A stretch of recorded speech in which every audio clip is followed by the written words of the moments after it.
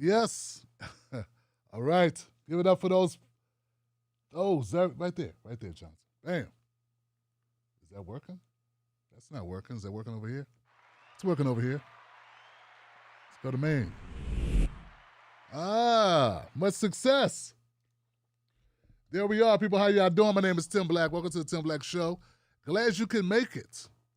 Because I know you want to leave me. But I refuse to let you go. If I gotta beg and plead for your sympathy. What up, people? How y'all doing? One more time. Ain't too proud to beg. All right. Wow. So this is the Tim Black Show. I'm your host, Tim Black. I come at you live here. Hi, America. Around me, my name is Arimi Afimson Ping Pong. I'm smarter than everyone else. If all black people were as smart as me, we would be out of this mess already. And I would like to educate you and give you the type of political education that will save the black race from white women who I go at very hard, extremely hard, all the time. They deserve it. And because I'm downright unemployable, it would be really nice if you sent me money and do it right now. Because I deserve it. And he does. Send Irami money. Irami, give Irami money. Now, when I do an impression of someone who I admire or respect like Irami, that's love. I made a little joke about Dr. Rashad Ritchie, and I think he got offended. Welcome to the bullpen. That's love, man. That is love when I do that, man. That is, give it up for Dr. Rashad Ritchie. Where's the sense of humor? I thought we was all black people with a sense of humor, man. Come on now. Come on now. Bruh. Will somebody would imitate me? Well, there was this white guy on YouTube who tried to get views off my name, like when everybody was shitting on me. He was like, I roasted Tim. And people were like, they watched this video and they was like,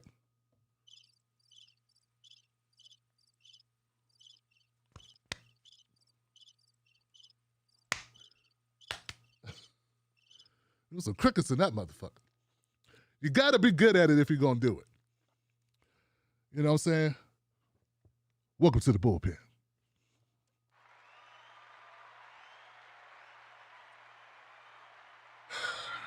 You know, he dated a black girl back in college, so he thought he was cool or some shit. He didn't know she just wanted somebody with a credit score above 500. Listen, guys. Listen.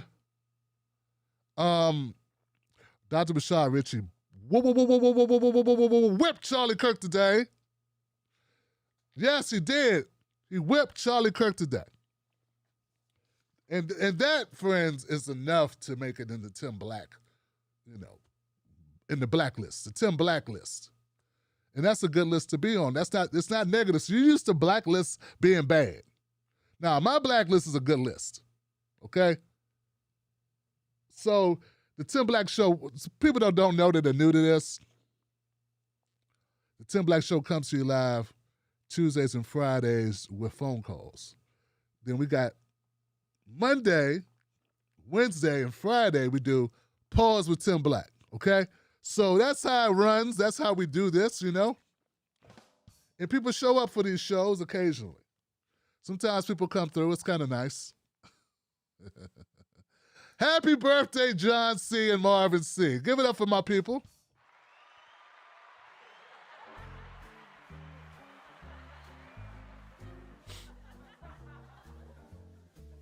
Now, people, and phone lines up on the screen because we got phone lines today. But after I speak some hard shit, some people might not want to call in because it's gonna get hard up in here. Oh, it's gonna get seriously hard, and I don't mean that literally. Hey, don't you hate I gotta say that? Isn't that sad? Isn't that sad? Sad. Lumpy Louise, huh? Lumpy Louise. Yeah, some people might not like me too much after this because I'm gonna have to do this, man. I'm gonna have to do it. I don't want to do this, but I guess I do because I gotta stay true to what I'm doing. I gotta stay true to the cause. All right, so let's get off into this, man. If you notice, today's title of the show, you may not have noticed, is "You Are What You Eat." You are what you eat. Which for some of you means a steak and cheese and a large order of fries. Bam! Bam! And some of y'all it means an Impossible Burger, some quiche. We're gonna keep it, let's just keep it okay. Bad. This is a serious. Let's get serious with the politics real quick. Let's get serious with the politics. You are what you eat. The reason why I came up with that title as the show's title, the reason why I chose it is because of this. Because everyone's going after AOC. You are what you eat. You are what you eat. You are what you eat. You are. That is you. You are that thing that you are. You are it. Now, if anyone's unaware of what happened, Ocasio-Cortez apologizes for a president vote on the Iron Dome funding. So this is $1 billion project for Israel, and $1 billion of new funding for Israel's Iron Dome missile defense system. So that's it, okay? That's what the project is. Now, she broke from the squad because the squad, well, let me read this. Let's get through this article. At least we'll be on the same page. Now, this article is from the New York Times. And this is the part where she apologizes. Okay? So that's the title of the article. Ocasio-Cortez apologizes for her vote.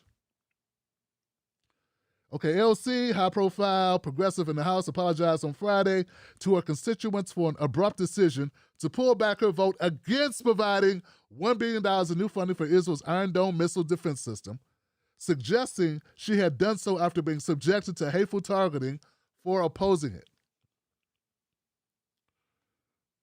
Yes. Okay. I saw this thing on Twitter. And it was kind of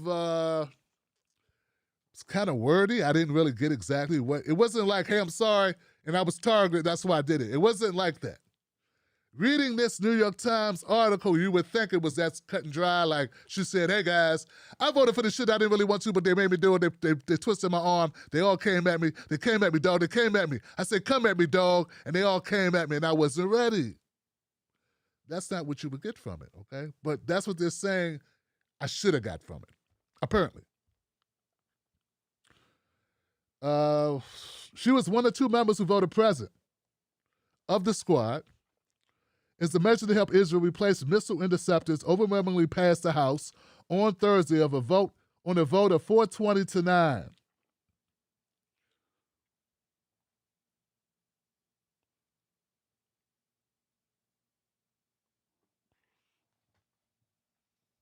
I don't know. I just thought somebody had I don't know what that was. What was that? Is that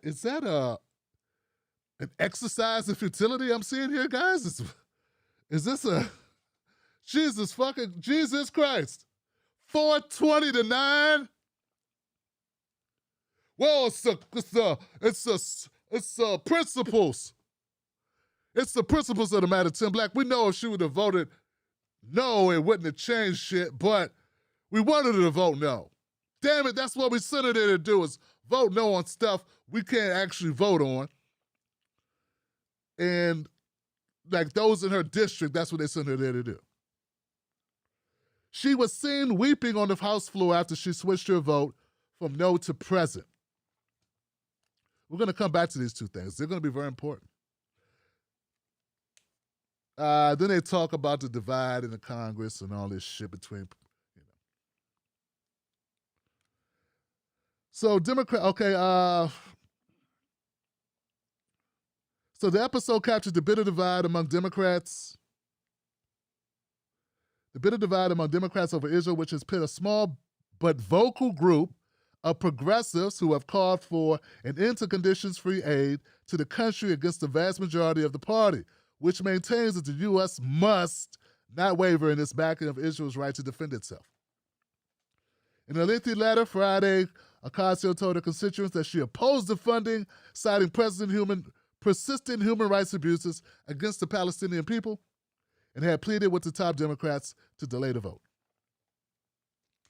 The reckless decision by House leadership to rush this controversial vote within a matter of hours, without true consideration, created a tinderbox of vitriol, disingenuous framing, deeply racist accusations and depictions. After the vote, Ocasio drew condemnations on social media, both from supporters of Israel, who savaged her for failing to support the funding, sort of like those who came out after Nina Turner when she made comments similar, and from progressives and pro-Palestinian activists who expressed outrage that ultimately she did not register her opposition to the vote. Oh, here she goes. She does say it. She says, "To those I've disappointed, I'm deeply sorry," she wrote to residents of New York's 14th Congressional District, the people that voted her in office, which includes parts of the Bronx and Queens. "To those who believe this reasoning is insufficient or cowardice, I understand."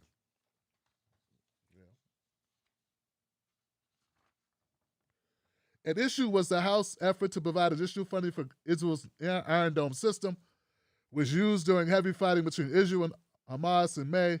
The debate on the House floor grew bitter Thursday as some progressives were opposed, called Israel an apartheid state, an accusation that at least one proponent of the bill called anti-Semitic. Ultimately, only 8 Democrats as well as 1 Republican, Thomas Massie of Kentucky, opposed the measure. "Yes, I wept," Ms. Ocasio-Cortez told her constituents on Friday.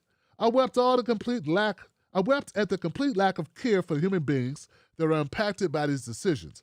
I wept at an institution choosing a path of maximum volatility and minimum consideration for its own political convenience. Okay. She said she personally appealed to Mr. Hoyer to delay the vote.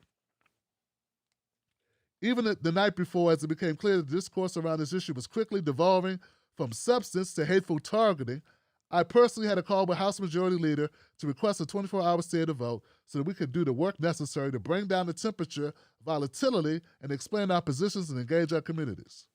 That request was summarily dismissed.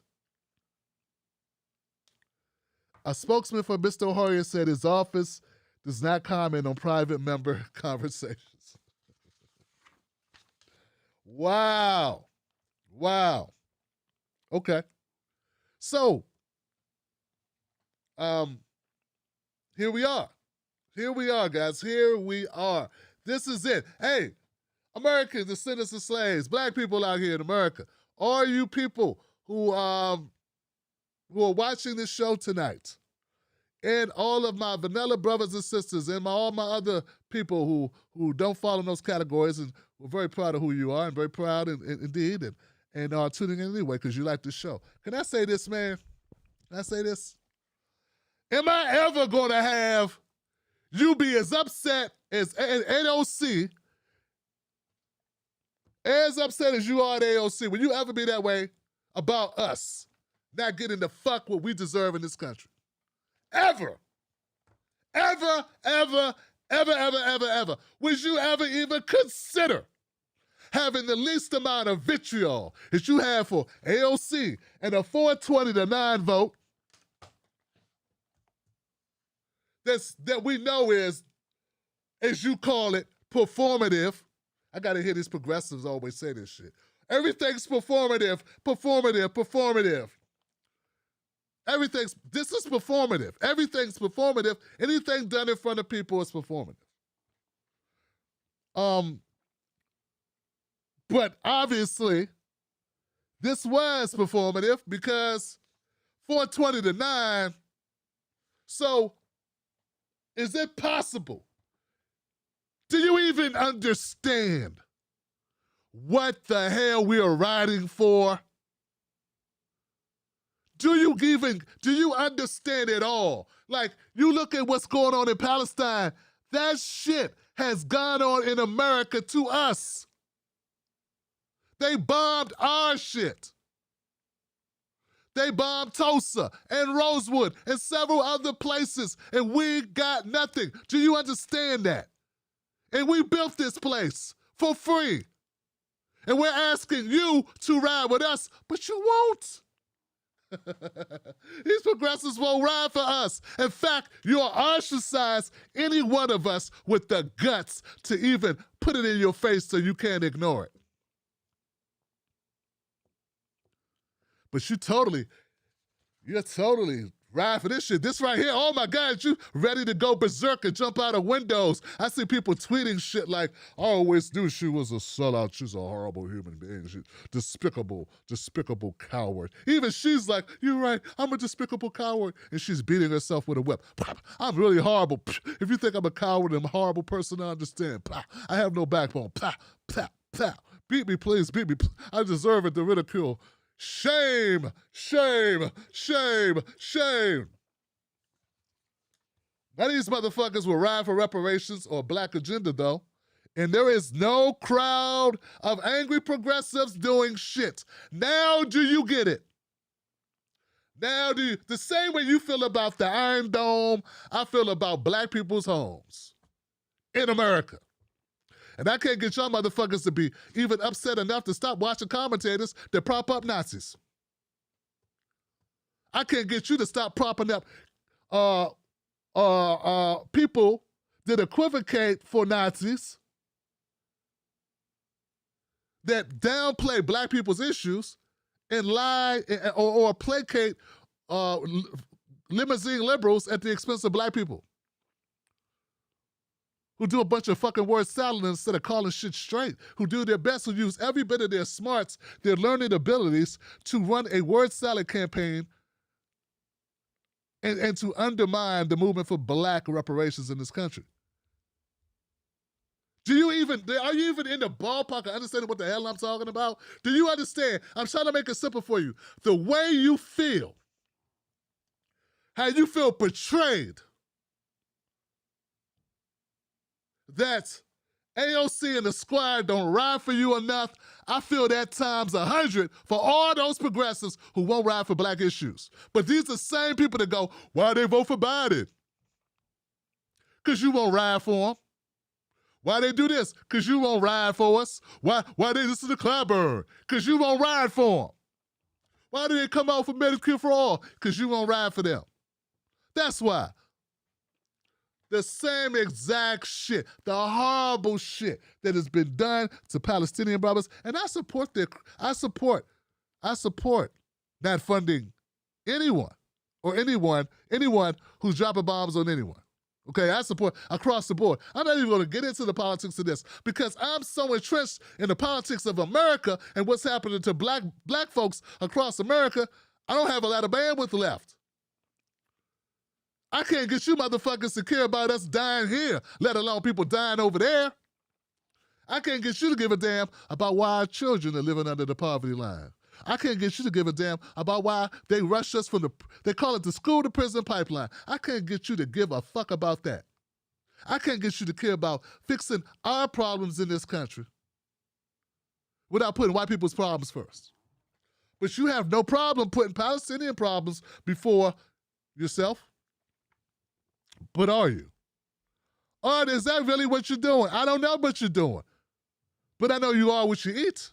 And I know that a lot of you who got all this talk for this squad are upset because you feel betrayed. I get that. What I don't get are black people are so upset about it because the whole progressive movement has betrayed your ass. And you're going to get up and yell about AOC and the squad? What the fuck are you yelling about? They done betrayed you 10 times over. You up here yelling in unison with people that have betrayed you. Then she sucks, she's horrible, she's betrayed me. They're like, yeah. And then without thinking, but they betrayed you too. Because when we talk about reparations, we talk about repairing black communities. We talk about what's happening to us. Everyone goes silent. We get a bunch of token bullshit. You are what you eat. They don't like that. They feel that Ocasio-Cortez came in thinking she's going to do all these great things. Saying, being like a champion, she had the veneer of someone who was going to fight for them, and was going to go to the wall for them, and was going to leave it all on the table, and if not, primary her out, because she's going to go down fighting and swinging. Yeah, that's sort of like what progressives told me they were going to do. You are what you eat. You the same thing. You exactly the same thing. When you look at Ocasio-Cortez, all you fake progressives, I see you. All the criticisms that you have for AOC, I see it in all of you. All you fake progressives, you limousine liberals, you out of touch, anti-black by default. Because if you ain't pro-black in the era where we are fucking nearing, folks, we're nearing annihilation. By 2053, black people will have zero, will net out at zero as far as wealth.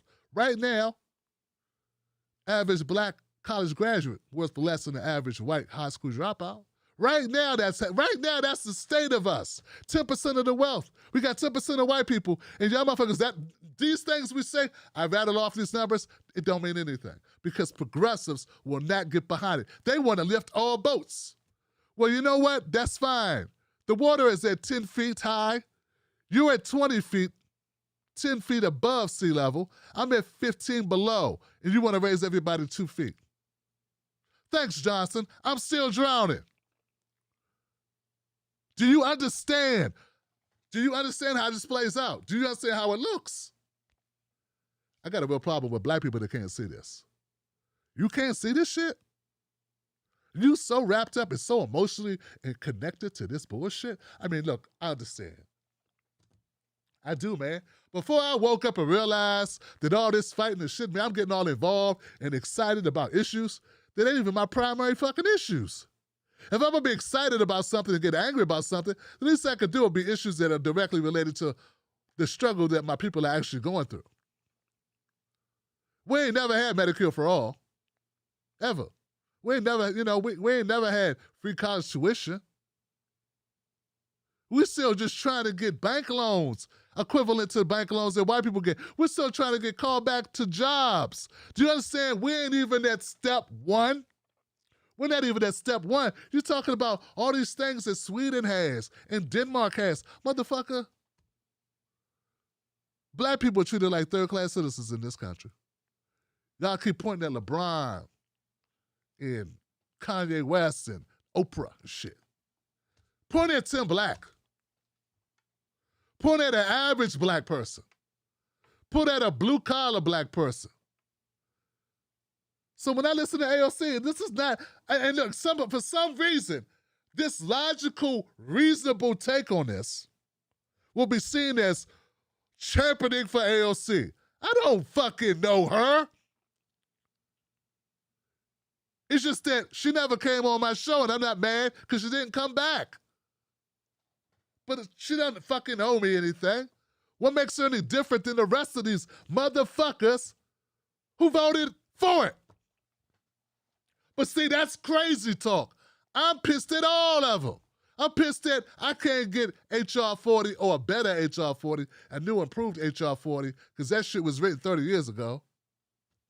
I'm pissed that we can't get that to the floor. Why aren't you pissed? Ally? Hey, Ally, why aren't you pissed? Because you rather spend your energy and your time upset with the ex-bartender that isn't quite fighting hard enough. That's it. Or you're trying to build your shit party. That's a whole nother group of people, y'all. I just never understood. Look, for the last 3 years, I've been having people in my ear tell me that AOC is the devil. And I'm looking at these motherfuckers and I'm like, if it's not somebody who's pissed off about certain things that were done during campaigns where they feel that they didn't get the fair shake.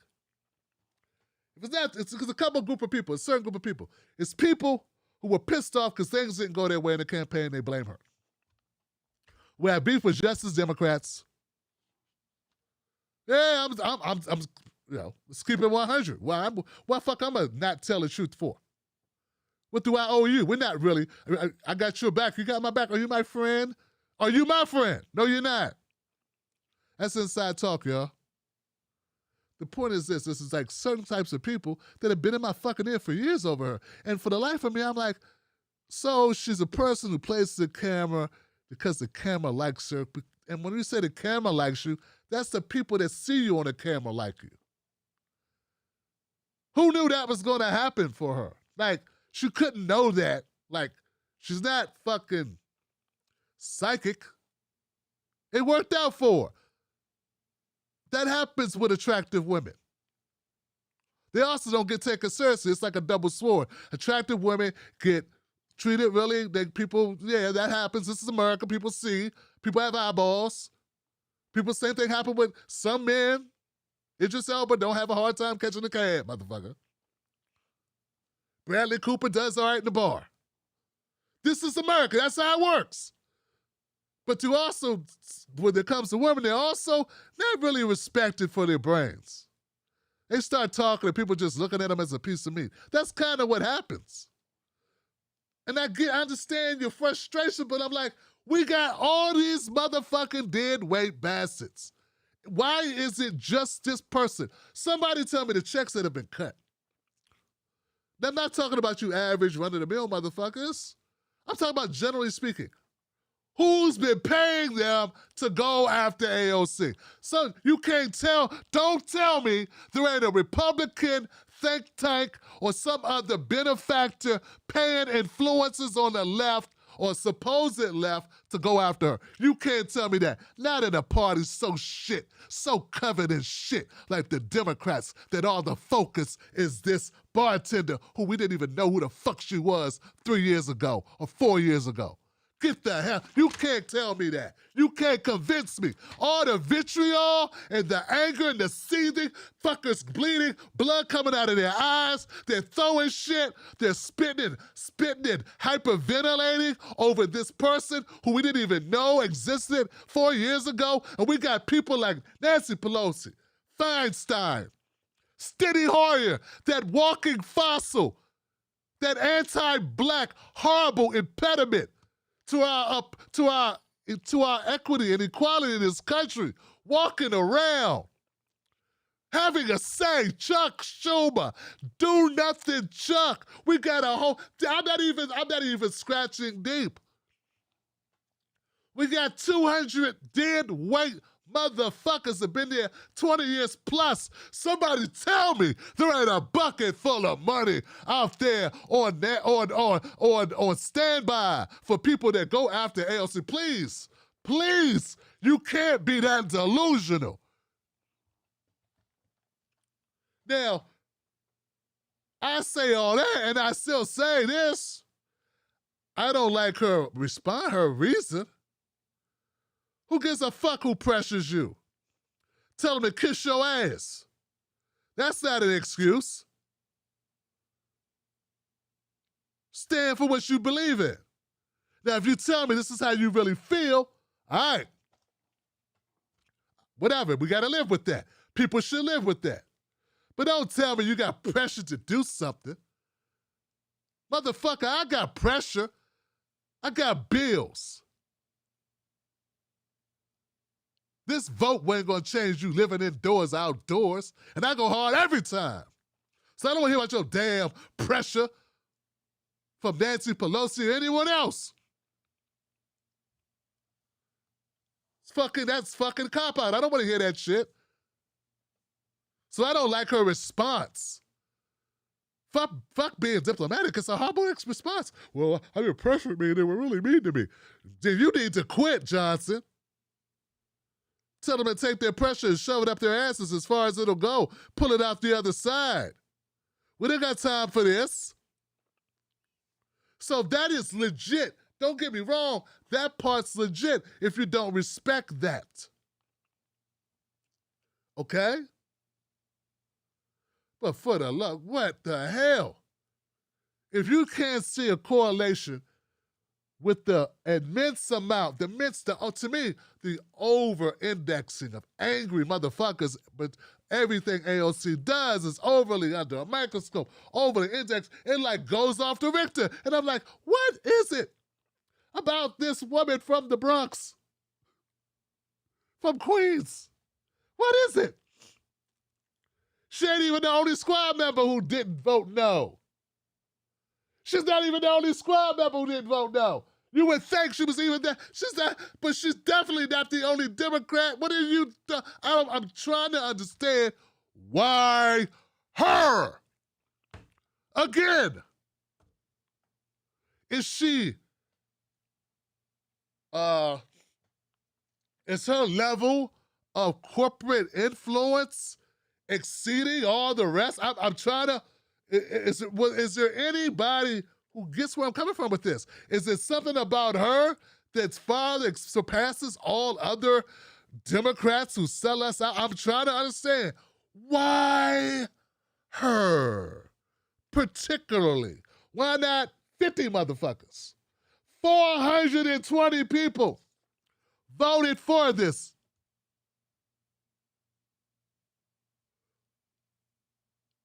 I'm also not hearing any praise for the 9 who didn't. Where's the praise for the 9 who didn't vote? The only article I see on this shit is about AOC voting present. She didn't even vote for it. Are we cuckoo for Cocoa Puffs up in this motherfucker?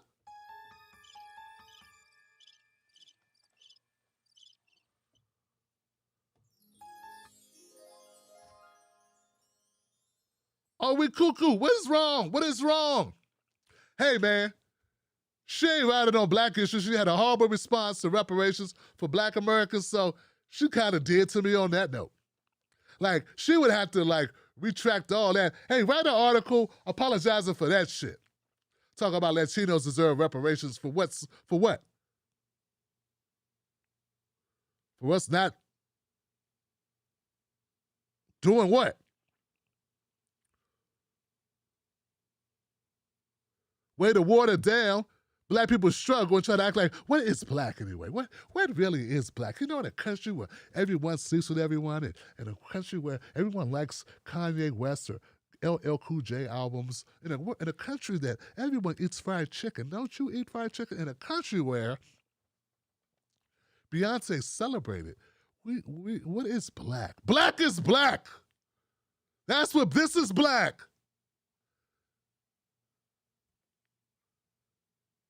Barack Obama's lips, black. What you mean, what the fuck is black? Still,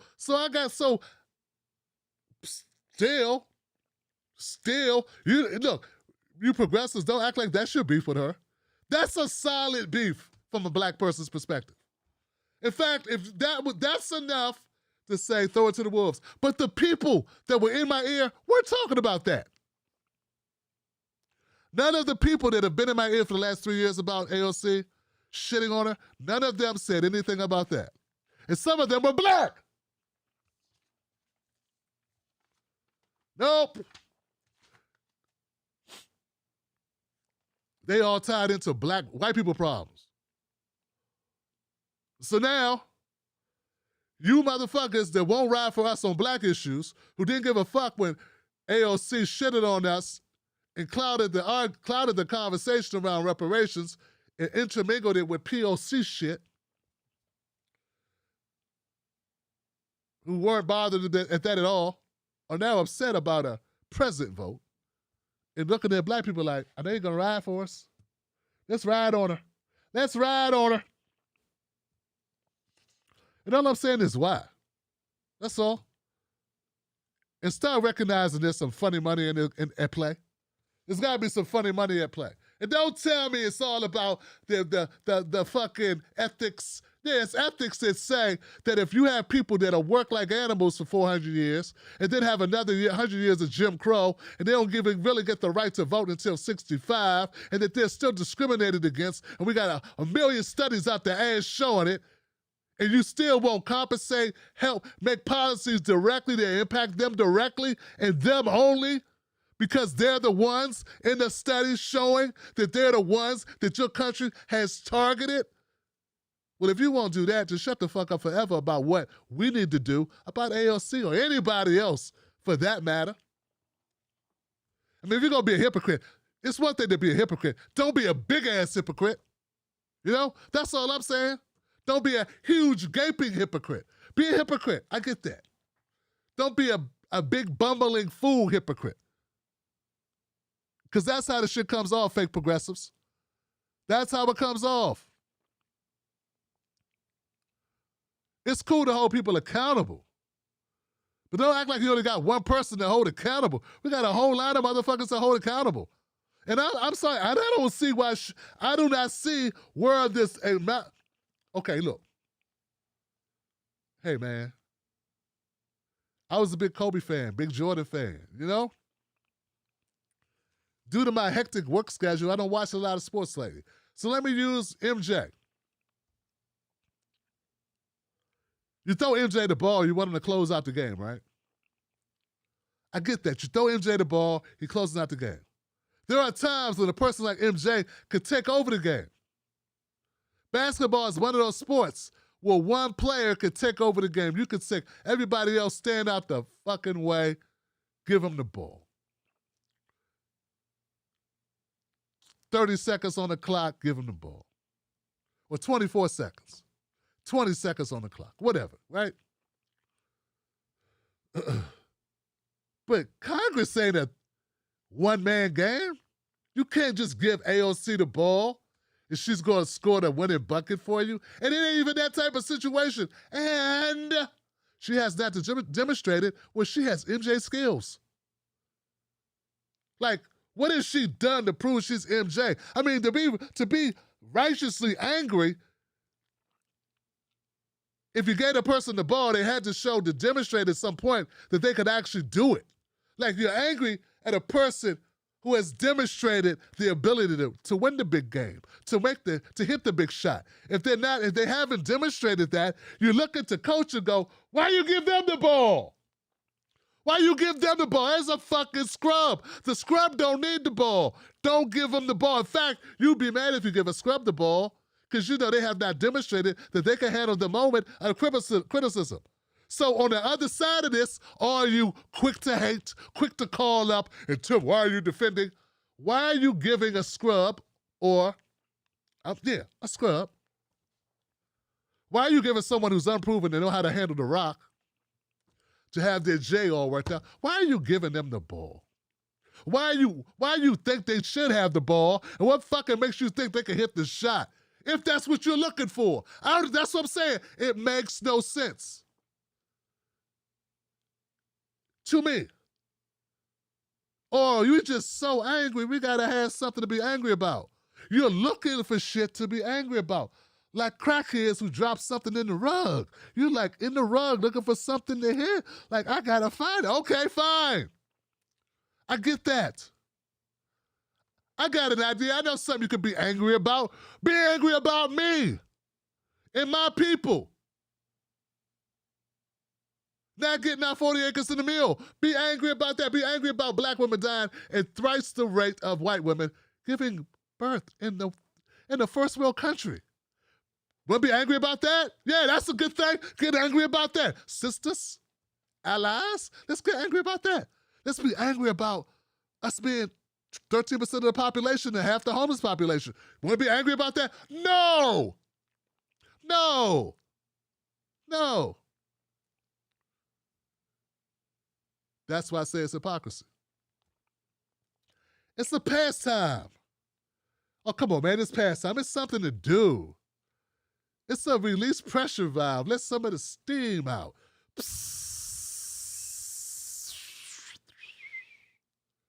That's all it is. It gives you someone to hate. It's Negan baseball bat and Glenn in her head. Come on, that's all it is. Ha ha! Oh, Lord! Yeah, baby. Woo! Look out! That's all it is, guys. It's a cathartic release of pent-up aggression and frustration mixed together in a secret potion of fuck the squad. All your angst, all your anger, all your frustrations, round up in a nice, perfectly tight ball of fuck the fried squad. And all I'm saying is, we got all these. What are you doing? When you say she's a phony, when you say she doesn't practice what she preaches, we say she doesn't fight for us. All I want to say to you is, you are what you eat. You are what you eat, ladies and gentlemen. Oh, yes, you are. Oh, you are what you eat. Tastes good, don't it? You are her. Mm-hmm. Yeah. You are her. Y'all come back now, you hear? We're going to go to break. I'll be back in 2 minutes. Call in, y'all. Let's get cracking. Wolfpack.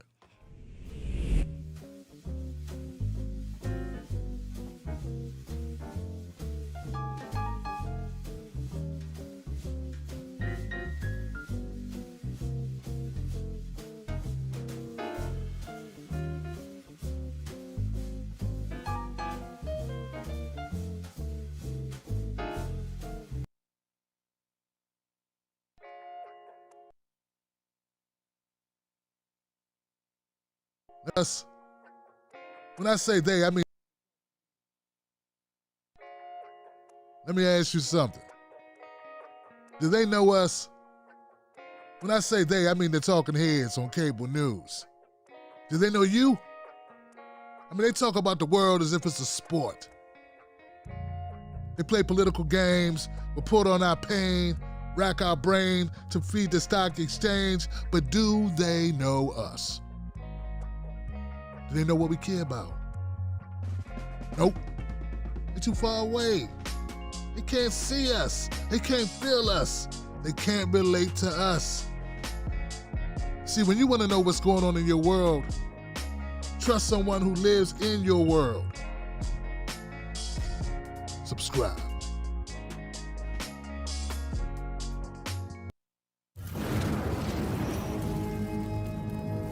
Don't fall for the banana in the tailpipe. Don't be fooled by corporate media talking heads misleading the people. Get your news and information from an entity that keeps it real. Tim Black. Tim Black is the host of The Tim Black Show. Independent news that leaves you informed, inspired, and sometimes entertained, but always in the know. Go to timblacktv.com and sign up today. The Tim Black Show is news for people who can't stand the news. See you there.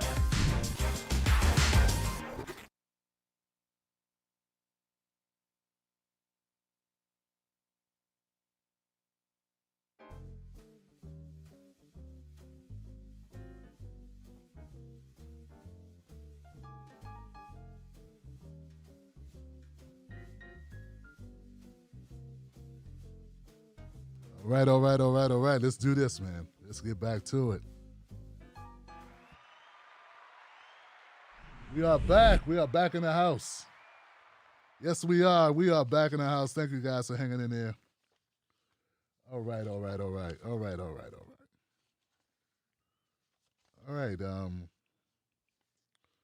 I'm gonna go. Let's go with 571. 571. You are live, 571. What's your name? What is your comment?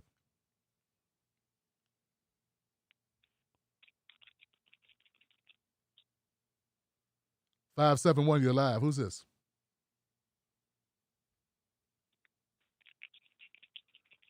We can't hear you.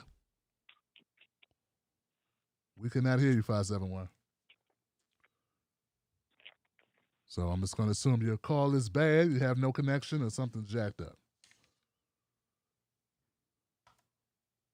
All right, bye, 571. Can't hear you. Hope that's not my phone that's doing it, but we'll find out. We'll go to the next call. 470, you're live. 470. Damon in Atlanta. Hey, what's up, D? What's going on? What's going on, Tim? Shout out to Mr. and Mrs. Black and the Wolf Pack as always. What I want to talk about tonight is the issue at the border with the Haitians and how this is a good thing. It's not a good thing from a humanitarian standpoint, but it goes to show that as Black people in America, we're on our own. And it's proof positive this country doesn't do anything until there's a what the fuck moment. Just like during the civil rights era, nothing really popped off until the Emmett Till situation, where something happened so egregious that you really can't hide it. Because before the Haitian situation last weekend, you know, we've kind of seen the red carpet being rolled out for, you know, the Mexicans down there at the border, talking about kids in cages. We got the Afghans coming over here. They're basically going to be probably given loans to start businesses and basically make sure they're able to hit the ground running when they come over here to America. But when it comes to black-skinned people, all of a sudden they got planes gassed up, ready to go right now to send them back to where they came from. So it goes to show this country does what it wants to do when it wants to do it. It can solve the border crisis anytime it wants to. They showed it right now with the Haitians. But the problem is it only applies when it comes to dark-skinned people, because the reality is this. When ignorant people try to make it seem like, well, Mexicans aren't white, Afghans aren't white, so what's the difference? The problem is everybody in this country, everything is either black or white. And the reality is everybody other than black people can claim white if they want to, because the reality is the white supremacists know what time it is. By the year 2040, white folks are going to be in the minority in America. They know this. So what they're trying to do is they're trying to scheme the game to where black folks are made even further to the bottom. Because Claude Anderson talked about this like 20 years ago. You know, if we were the number two behind white folks in America and we already weren't getting what we wanted, well, if you bring in enough people to further supplant us as the quote unquote minority in this country, then all the more reason, because this country knows that the day of reckoning is coming where they have to pay reparations. But if they can push us down the list far enough, then they'll say, well, nope, can't do it. We got to take care of the Mexicans. Got to take care of the Asians. Got to do this. Got to do that. But the main thing is what I want people to understand and wake up is, black people is that, look, black people have always come to the rescue for everybody else. I can remember like yesterday, Elijah Cumming, before he died, he was on TV. The Democrats put him in front of the cameras talking about kids in cages and how, this is terrible and blah, blah, blah. Well, that's kids in cages talking about Mexicans, not talking about people that look like us. And also when we talk about Asian hate, Stop Asian Hate last year, whatever, when they had to concoct some stories, make it seem like Asians were getting destroyed by everybody, whatever. Black folks were at the forefront of that because we're a kind, caring people. So we're always at the forefront helping other people. But just like in wrestling, for those that may not know, when a good guy turns to a bad guy, it's called a heel turn. Well, now is basically the time where black folks make a heel turn until everybody that's not with us can basically fuck off. Because what we've been doing is we always go to bat for everybody else at our own expense.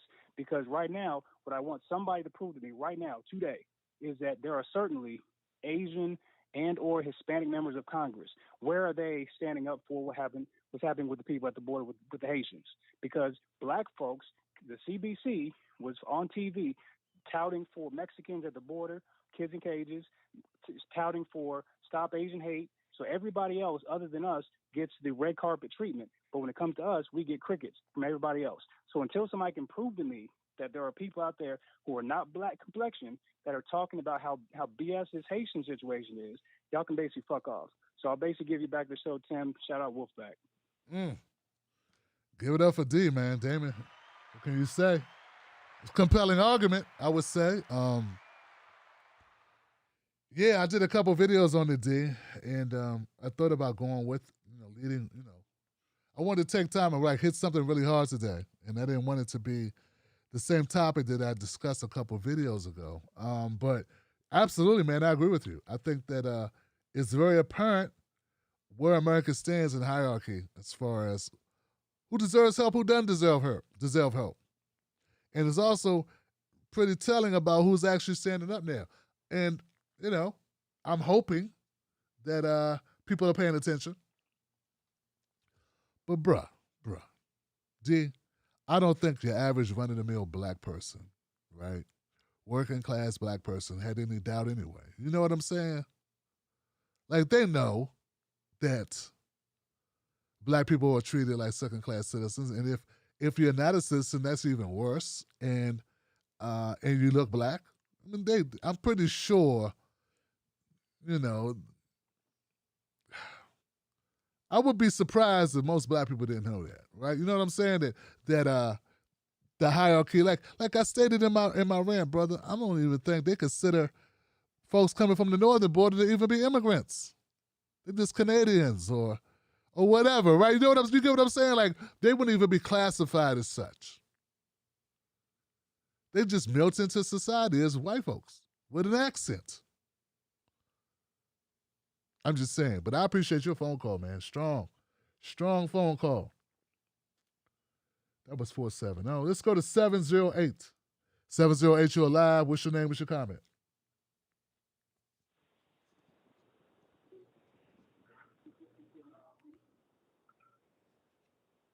Hello? Hey, 708, you're live. Yeah. Yeah. I like to say, man, Tim Black, you're doing a great job, and I really appreciate you letting me come on your show. And you know, you gotta keep up the good work, because I definitely think that reparations is possible, and you're doing a great job in promoting that. And I also want to talk about this. You are right, 100% correct on us just not focusing on AOC or anybody else in the Congress. We got 535 members in Congress right now, and we only choose to focus on them and a handful of people. You know what I'm saying? And I think that we should focus on the people who we have in our districts, the people who's in our own individual states. You know, I'm from Illinois. You know, Dick Durbin and Tammy Duckworth are my senators. You know, so it's just like, yeah, I got to focus on them. I got to try to push them. You know, because you know those two are senators who have told a company line. I mean, because let's face it, we the United States Corporations of America. You know, that's number one. Number two, these corporate donors out there, they gotta be exposed. I think members of Congress should wear corporate donors on their suits, just like fighters, just like MMA fighters and boxers and NASCAR drivers wear their sponsors on theirs. But yeah, definitely, because definitely, because I believe reparations is. I think reparations is possible, and I think we can get reparations within the next 20 years, possibly. 20 years possibly. I mean, it might sound overly optimistic, but I believe that we can get that. And a lot of these things are starting to reveal themselves. The world's never ends. Tomorrow always comes. And I remember your video where you said we only got so many trips around the sun, and it's just like I mean, I felt motivated, and I feel like you know what, it's given a chance. Given a chance to run for office, or if I get put in any kind of position, I'm going to push reparations as much as I can possible. So I'd definitely like to thank you for that. You got it, brother, man. I appreciate your phone call, man, and I appreciate the supportive words. Good up for my caller, y'all. There we go. Yeah, like I said, man, like it's not about the fact. It's not like you should not get scrutinized. Like, I don't care, man. Scrutinize the hell out of these people. But what I'm saying is, I want people to realize the correlation between this issue and so many other issues that black people are dealing with, and how we feel the same way about you guys not supporting the issues that impact us the most. Get what I'm saying? I mean, hey, these things are relevant to the black community. And my thing is, if progressives need to stop talking about they want to win the black vote and they want to try to get in progressive candidates. Because if you're not going to fight for black issues, then you don't want the black vote. That's how that works. And you don't get to tell us what those issues are. You don't tell the customer what to like. The customer tells you what they like. That's what the surveys are for. So when black people say we're worried about police brutality, we're worried about racial discrimination, we're worried about employment, finances, these things, all those things fall in the realm of reparations and the black agenda. You can't then come to them with some other, like, what about climate change? I'm not saying that's not a thing they care about, but we're talking about what they care about most. So you're running on things that are not high on the list of priorities, and then the turnout is not loud. You're going, what happened? You happened. Because maybe what the communities maybe what you think is most important, maybe what your community think is most important, are not the same things. Get what I'm saying? So that's the thing. So look, if people want to keep losing, that's fine. I understand losing. I get it. I've been black a long time. I understand what losing is. If that's what you want to do, fine. But stop taking people money and pretending like you want to win when you don't. And stop taking people money on this hope of a new party if you ain't really trying to win. Because if you got the same playbook as the Democrats when it comes to black people issues, you're going to lose too. Like, I don't understand why you think it's going to be different. What would be different if you had the same policies? Well, we're going to be different. We're going to be more ethical. Yeah, you work in the same system till they start showing you money. Some of you got a little bit of money now and don't know how to act. People wondering what you're doing. Not so transparent. So, I mean, this is just reality. This is just how I see it for me. My reality. This is how I see it. Of course, that's open to different interpretations. Let's go to 561. 561, you're live. What's your name? What's your comment? Hey, Tim, it's Ty from South Florida. What up, Ty?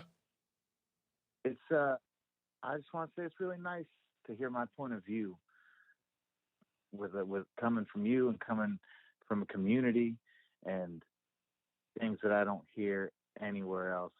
It's really incredible. It makes me feel like my true north is at the true north. It really does.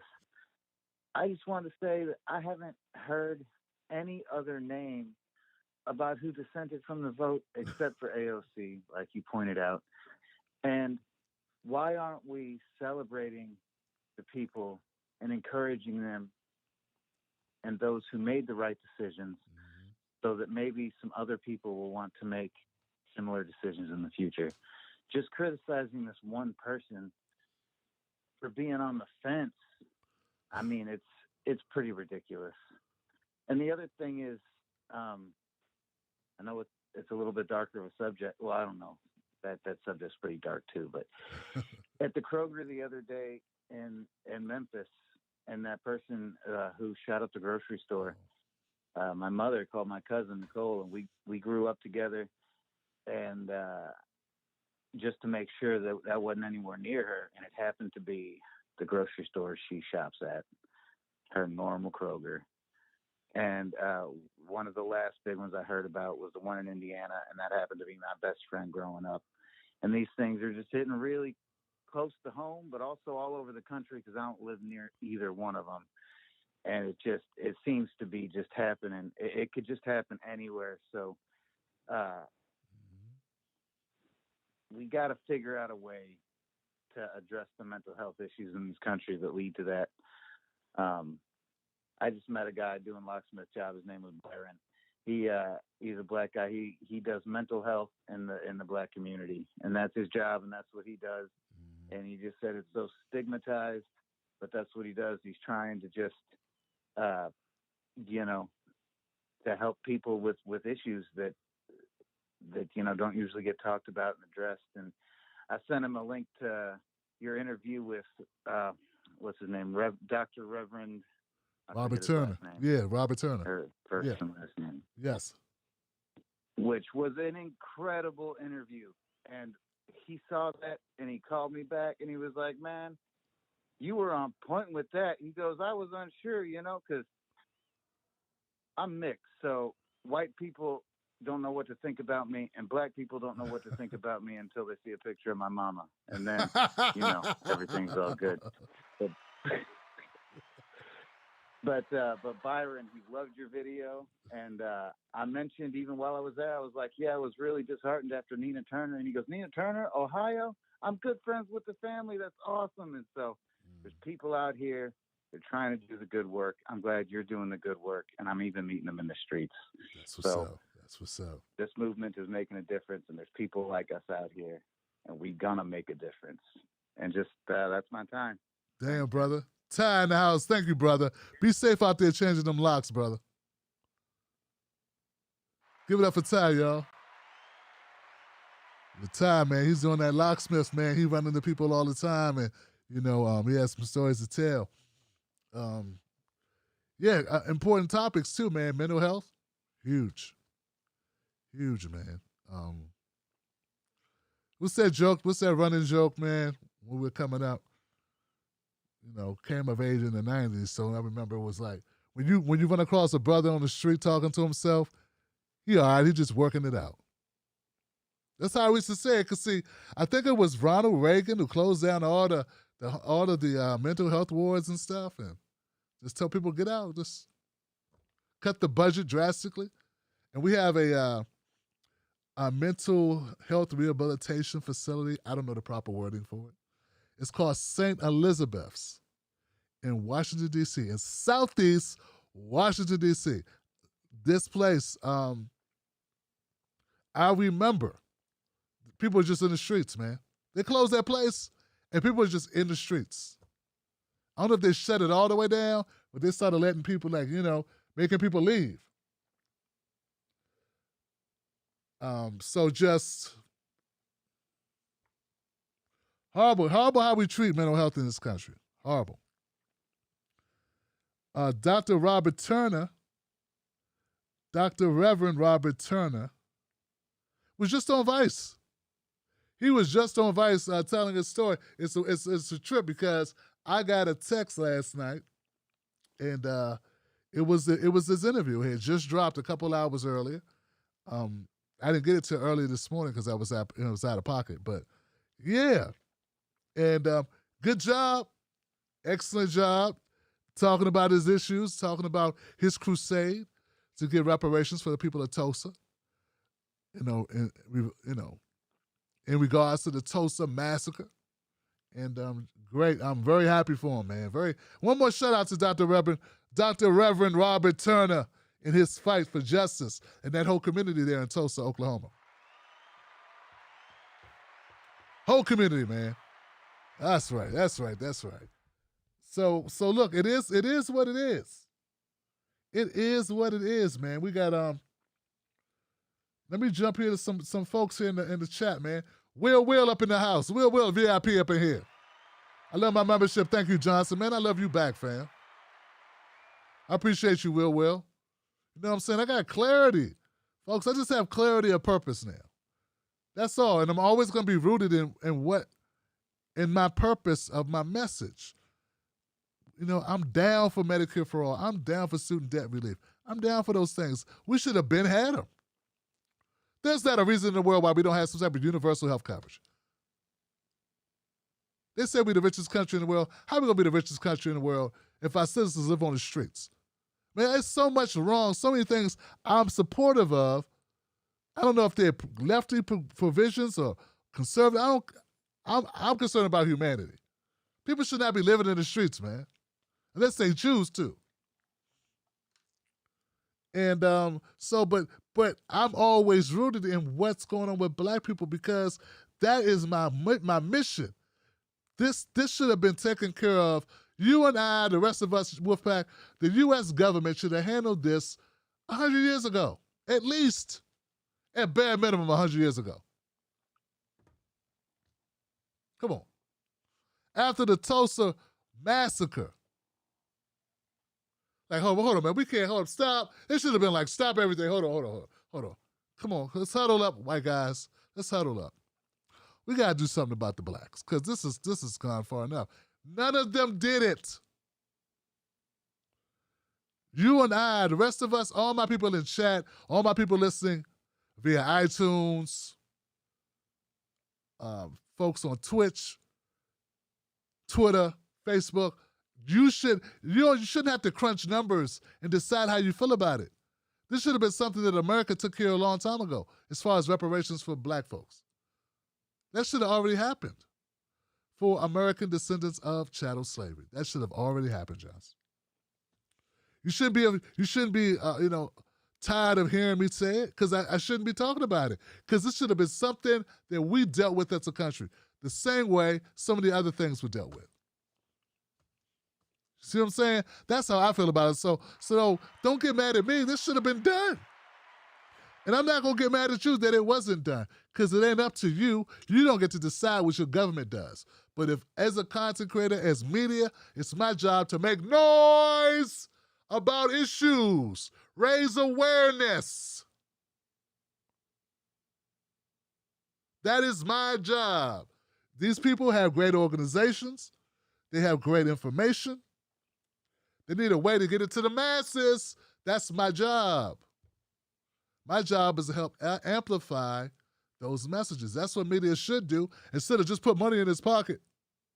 Instead of just put money in his pocket from the advertisers. We should be trying to inform the world and keep the world up to date with what's happening in the world. That's our job, to educate you about those things. And to burn. And they say if you're not writing what the powerful want you, if you're not writing things that the powerful don't want you to write, you ain't doing journalism. You're doing public relations. Now, how many of these damn journalists are doing public relations?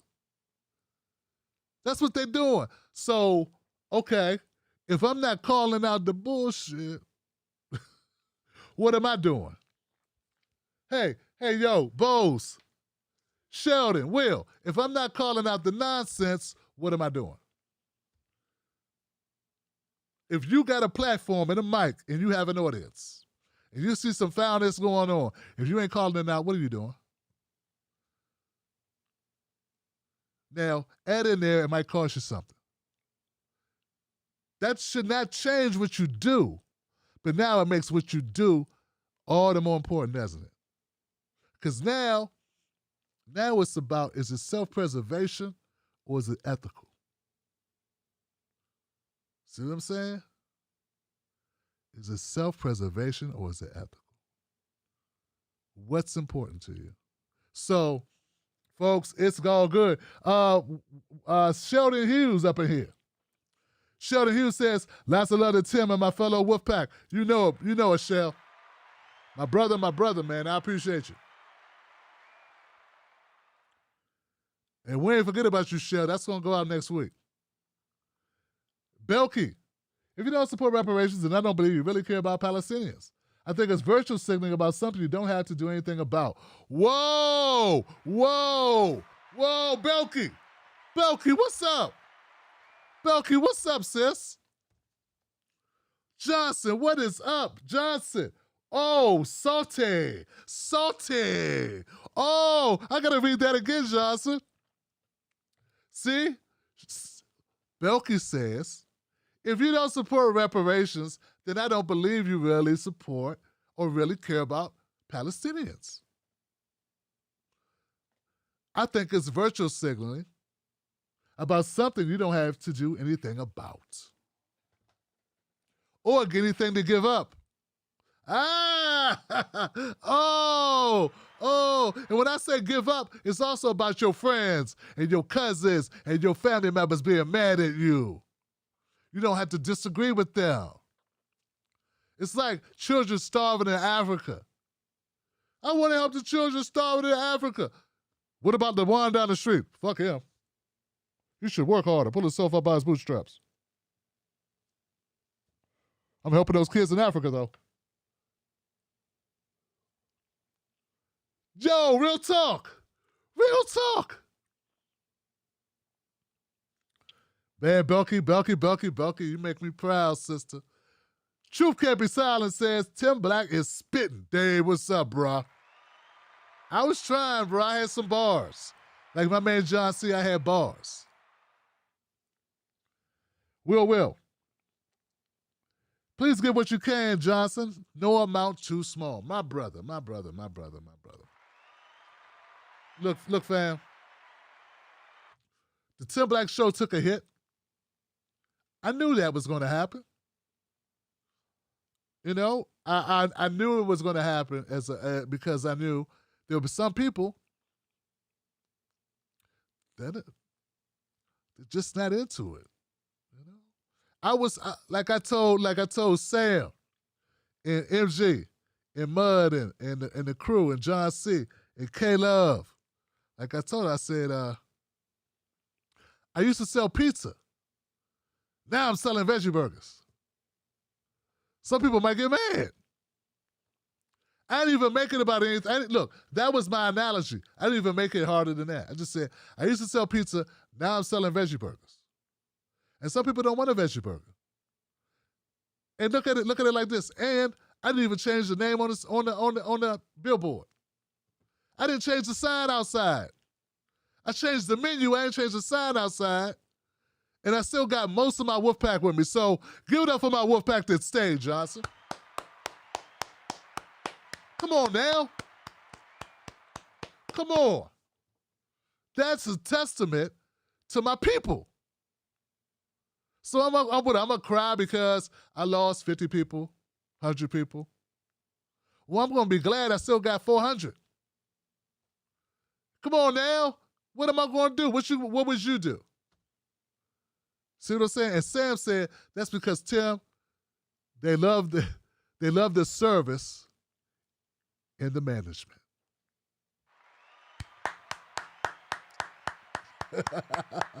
So I want to thank y'all once again, everybody. If you want to join the Wolfpack, you can join on YouTube, or you go to jointimblack.com. Jointimblack.com and join on Patreon. So, David, Bill Maher gave $1 million to Obama campaign. He whitewashed it tonight. Bill Maher is a horrible. Yo, the only thing I like about Bill Maher, Dave, is he gives me material. Now, my Bill Maher videos are pretty classic. I believe I do a very good job of taking down Bill Maher. But for some reason, people just don't watch it. I feel like I'm going to be one of those people like Patrice O'Neal who get really big later in life, you know what I'm saying? Or after. I hate to say that, man. But I really feel my Bill Maher pieces are really something special. Real talk. And it's like, really though? No one's watching that? That was pretty good. So maybe I need to do a better job of disseminating information. And actually, I don't know, maybe. I need to do a better job of disseminating information. But like I said, Dave, Bill Maher, the only thing I can say good about Bill Maher is that he is a treasure's chest of content because he say the dumbest shit. He says dumb shit. He exposes liberal elites for what they are, a bunch of racist jackasses, hiding behind their money, and want to make us be their lawn jockeys. They look down on poor white people, and they have no respect for black people. You understand what I'm saying? Like, this is it. And this is the coalition we need to build. If I could get those conservatives to pull their heads out their ass, man, they're getting used by the Republican Party. They are broken. Their party laughs at them. They look at them with disdain. Ew. That's what they do. If I could get them to realize that. But I can't work with people who think I'm a mud person. I will not work with somebody who thinks I'm lower than them. I will not work with someone who thinks that I'm inadequate based on nothing other than the color of my skin. I will not reform them. I will not work to resurrect them. I won't look beyond their rhetoric. None of that shit. No. Go fix that, come back. Go fix that, come back. I'm not saying you did to me. Just go fix that shit. You got a you got a problem. Go fix the problem and come back out at us. But there are others who don't feel like you that are right there. Why would I waste all my energy talking to a stone when I got a person that's willing to listen right here? Why would I waste all my energy trying to sway, turn around a person who thinks I should be exterminated from Earth. That I should go back to Africa. Why would I waste my time trying to convince them? My people probably been in the country longer than theirs. And built it for free. This motherfucker comes in the 1900s from Ireland or some shit. Italy. In the late 1800s. We've been here since the 1500s. Okay? Walk with me. And now I'm supposed to waste my time trying to convince this Italian dude that I'm not a victim. They're not an eggplant. Hey, to listen to the eggplant talking. Hey, come on. What am I doing? Listen to the eggplant talk. I don't got time for this. I'm from Bensonhurst. We don't got time for this. I'm from Boston. I don't got time. I'm from Southie. Now you about to get punched in the mouthy. That's what you gonna get. Hard black farm worker knuckles. Bam, motherfucker. But why would I not, if people are people, and one of us is good as the other, why would I just go down to the hood and talk to my man Rico? Or talk to my girl Lisa? And be like, yo, let's get up on this reparations.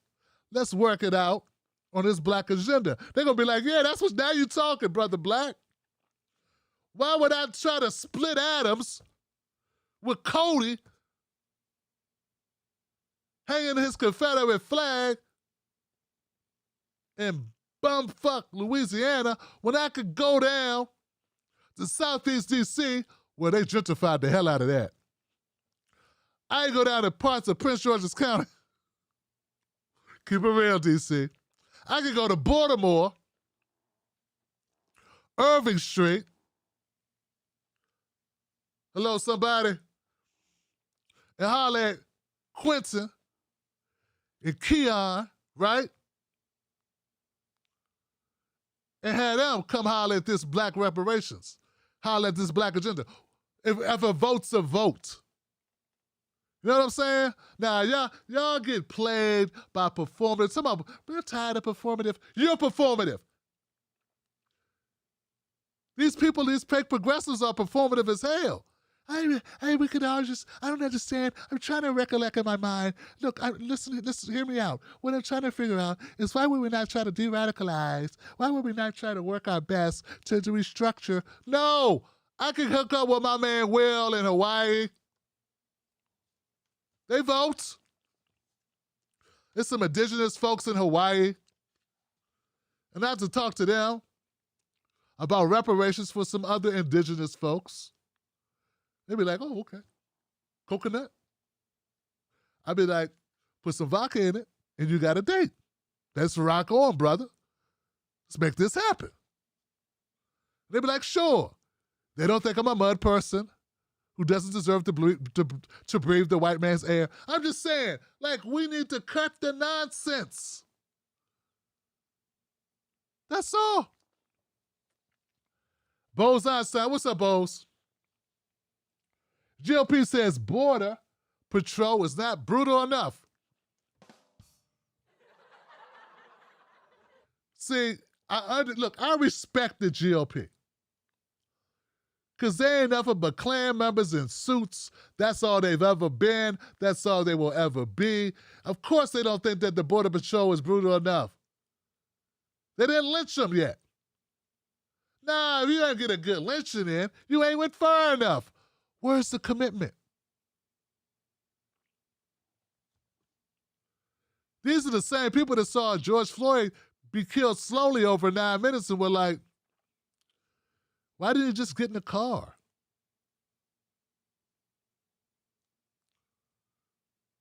They saw Tamir Rice get his brains blown out. And they was like, why does he play with toy guns at the park?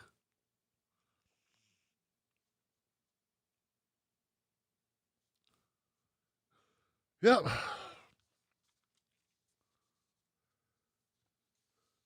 They saw Breonna Taylor get killed in her own home, and they said, why was she in her own home? They saw Botham Jean get shot in his own house, and they were like,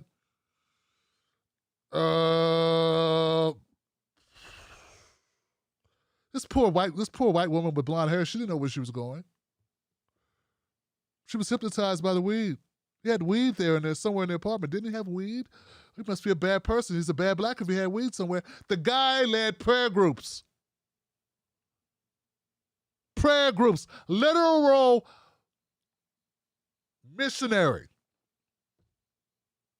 So, Bose, you gotta respect the GOP.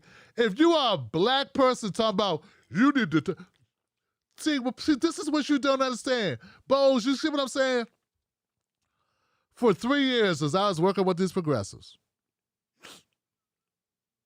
3 years, I hear him over and over. Why do black people keep voting Democrat? Why they keep voting Democrat? Did you read Bose's? He paid to say this. The GOP says the Border Patrol is not brutal enough. Did you hear this? He didn't make that statement up. He got it from reading things they were saying. And you're saying to black people, why you keep voting for the GOP? There's only one reason and only one reason only, that black people vote for Democrats. I'm going to tell you what it is. You ready for it, guys? The real reason why black people vote for the Democrats is they are not Republicans. That's it. That's all. The reason why black people voted for Joe Biden is he wasn't Donald Trump.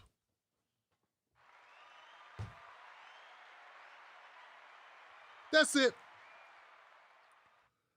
That's all. It ain't much deeper than that. No, they didn't like the records he put out. No, they weren't impressed with the suits. They weren't into the hair. They didn't like Joe Biden's record, his past. They never thought any of his, they didn't like his fucking sunglasses or his taste in ice cream. It was that he wasn't Donald Trump. That's it. That's all. Okay? They think GOP. They think Jeff Sessions. Martin Luther King Jr.'s wife had to write a letter to try to stop them in Alabama from giving Jeff Sessions the job. When the wife of MLK writes a handwritten letter to try to stop you personally, you are horrible. And what did Trump do? He made him Attorney General.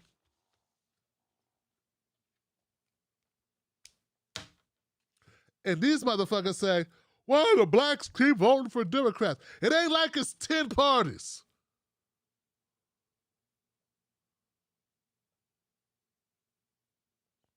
I'm going to go to the next comment. You guys, you feel what I'm saying? Do you get the audacity of these people? Like, I don't understand. I can't get it. That's because you ain't worried about getting lynched. You're not worried about the same problems black people have. You don't think, you never think, hey, my president hates my people.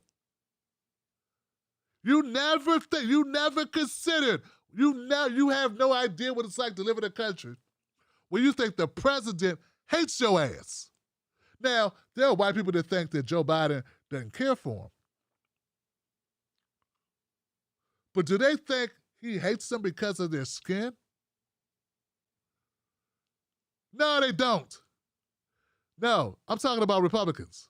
There are Republicans who think Joe Biden don't like them, but they think he don't like my culture. He doesn't like my voting practices or my cool MAGA hats.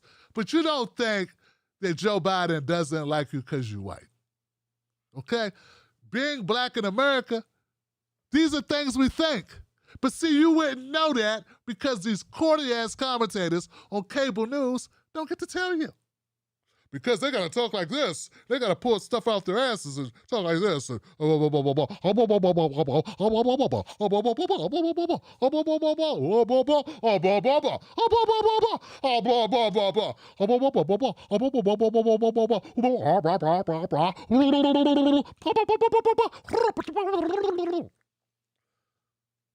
That's it. You got to come to the Sin Black Show to get real shit. That's it. That's all. All that money spent. Why did we lose the election? Why did Why did we win? Why? What's going on? Why don't black people? What? They could just hire Tim Black. I'll tell you for $20,000 and a new set of monitors and 4 PCs and a ready built website. I'll tell you the reason why. You fucking jackasses, you dumb progressives. I'll tell you. I would tell you. I just told you for free. But I'll give you an in-depth breakdown analysis. I'll come to your college and tell you. Here you go, for $20,000, I'll give you a speech at your college to tell you. It'll be informative and funny and unboring. Unlike Graham Elwood and Ron Placone, it'll actually be funny. Yeah, and you'll laugh and learn something.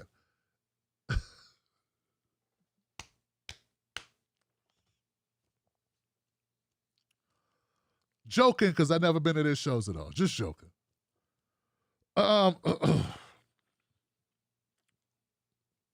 Who is that? Nobody. Will says facts. Keith Weston in the house. He says, peace, TB and the Wolfpack family. Freedom Friday. I'm still rocking with you, TB. 8 months, damn time flies, Johnson.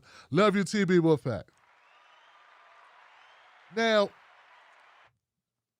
Keith Weston is my brother.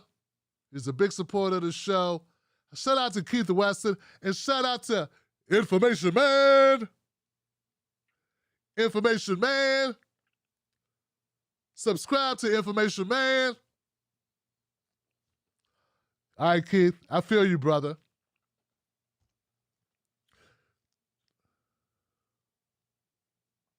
Tony D's, happy birthday, Tony D.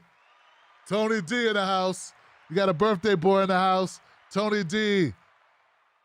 Demio. I used to brutalize your name, didn't I? You probably start spelling it different so I could try to have a chance to say it correctly. Demio. Keith Weston. Busy Friday night at work. Someone send some love. Support the best black independent media host. Love you, Tim Black. Love you back, fam. Love you back, Joe. I appreciate you, Johnson.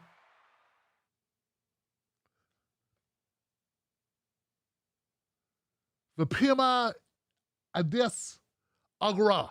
I'm going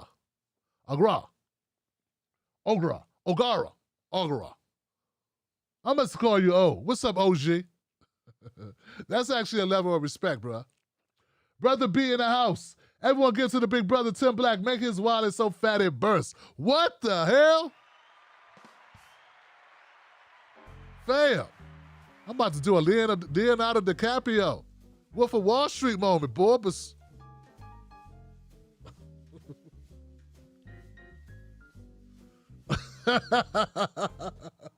oh, man. Leonardo was getting that scene, though, wasn't he? That was dope, wasn't he? He worked on that shit for like 3 months, man.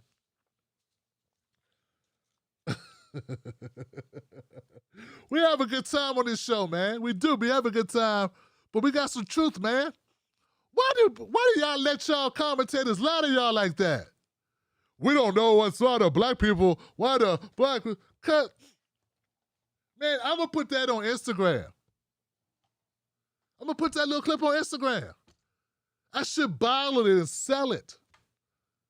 Someone's going to steal it. It's that good. They already stole our concept, Johnson's. It's on Bounce TV. It's starring D.L. Hughley and Cedric the Entertainer and about other, and Earthquake and all them. They took my concept of everybody being Johnsons. We're all Johnsons. They took that and put it on a show called Johnsons.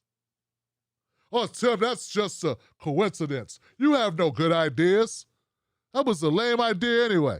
Yeah, they paid these people millions of dollars. Oh, really? Still a bad idea, Tim. You don't have any good ideas. My ideas are way better when I come up with ideas like Fraud Squad. Yeah, Fraud Squad. That took a lot of thinking there. See what I did there? I took the S out and the K out, and I found another word that rhymed with it like Trump would do, and I put it in there. And no one could ever think of that shit, man. That's amazing, Johnson. You are, woo. You're so creative. Oh. David Melford says reparations now because not everything faced can be changed, but nothing that can be changed until it's faced. James Baldwin.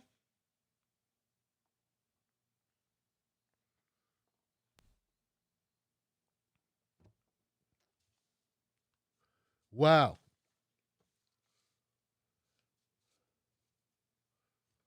Dope, Dave. Very true. Rhonda Smith says, keep giving them hell, Johnson. That's it. Give them hell, Johnson.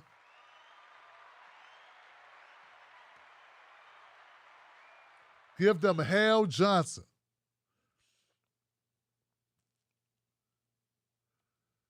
The Tim Black Wolfpack is in the house, man. We got the best. Actually, guys, I think that we have to do more. I have to do more. I got to find a better way to let more people know about this show. I'm trying my best to work with my brother Tom. The Joy, formerly of the MPP, now with another organization. The name escapes me. But we're working with some folks, and I'm trying to do other stuff because I truly believe we're onto something special. I've always felt that way. Maybe I'm wrong. But I think I need to do more to find out. You know what I'm saying? I think we're onto something special. So, yes. Yes, yes, yes. It is amazing, Johnson. It's birthday boy T in the house, Tony D in the house. It's his birthday. That's a special thing, Johnson. Couple birthday people up in here. Love it. Love to support the birthday people, you know. Happy birthday, brother. Thanks for being on that side, brother.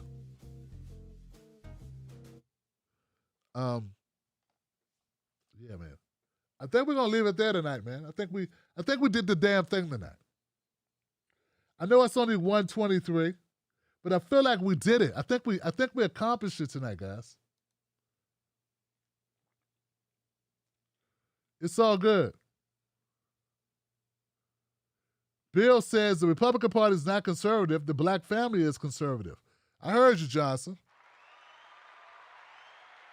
I heard you.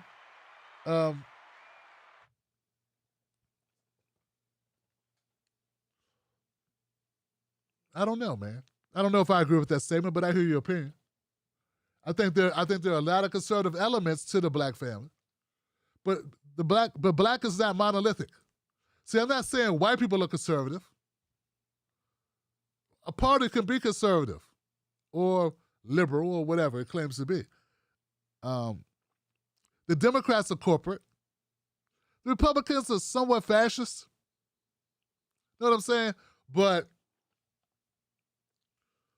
to say a whole people are a certain ideology, I don't know about that. I don't know about that, bro. It's a little far. But there are definitely traditional black families. There's definitely a streak of conservative nature within that structure. You know what I'm saying? And that I will agree with. But as far as all of the politics from a political standpoint, I don't know about that. You know, integration was not a conservative policy. And we supported that. And a lot of policies we support now, not all of them, but most of them are liberal. You know what I'm saying? Anyway, that's my point of view on it, brother. I appreciate you hanging out. What's up, Junius Howard? Dolores. Got some people on Facebook hanging in there. Yeah, Facebook has really decided they try to rush me off the platform, and they would kick me off, but I just haven't done enough wrong. So what they've been able to do is really lower my viewership. I used to get 10,000, 15,000 views on Facebook on a show. That wasn't crazy numbers. Now it's like 1,000.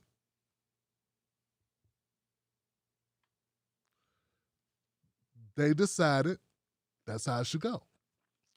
Now, I still have 144,000, over 140,000 people following me on my fan page. And still, I'm lucky if I reach 1,000 people on my live streams. Same thing holds true for YouTube. People will tell you that's because I did something. How the hell? But you know what? It's not that strange. You can look at somebody, there's some channels that have 5 million followers.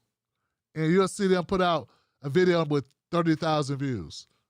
That's even a worse algorithm. Like, that's a worse. So, it is what it is. You can't worry about it. I try to do the best I can do with my show. I try to support my community. I try to stand on issues that matter. I try to bring on great guests. We try to have a great dialogue, open up the phone lines. And I ain't gonna worry about the rest, because I don't control that, right? Come on, y'all. I don't control that stuff. That'll stress me out. And that ain't what it's about. Do you watch the show because you think, because 10,000 people watch it when you watch it, or do you watch the show because you get something out of it? And what should I be focusing on? Making this a better show or worrying about numbers? We already know the answer, Johnson. We already know the answer. And that's why I love my Wolfpack and I appreciate you guys. That's it. Because I know what you want to be focused on. And I'm a human being. So, yeah, you work on something for 10 years. You want to see, you know, you want it to do well. You want to do well in it. But you got to calibrate what that means.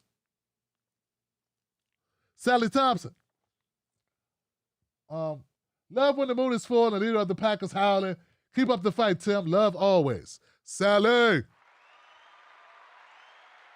Sally. Sophia.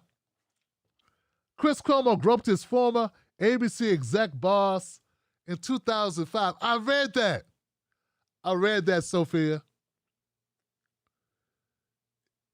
She exposed him in the New York Times. I read it. I mean, I look at Reddit, but I also read that same article. Yo, now Blue Magas have forgiven him. What? They forgave him for groping a lady? Did she forgive him? I guess she didn't. That's why she exposed him, right? I wonder what made her do that. Why did she do that? Wow. Why did she do that? There's a reason, Johnson, why she put that in the New York Times. I wonder what it is. You know, it didn't do it before. That's all. Are they trying to get rid of the Cuomos? Have we had enough Cuomo? Is that it? Has there been enough? Is America over the Cuomo? Or are they trying to get us over the Cuomos? Like,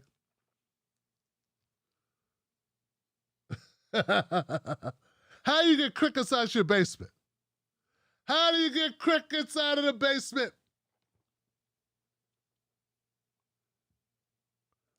How do you get crickets out of the basement? Anybody know?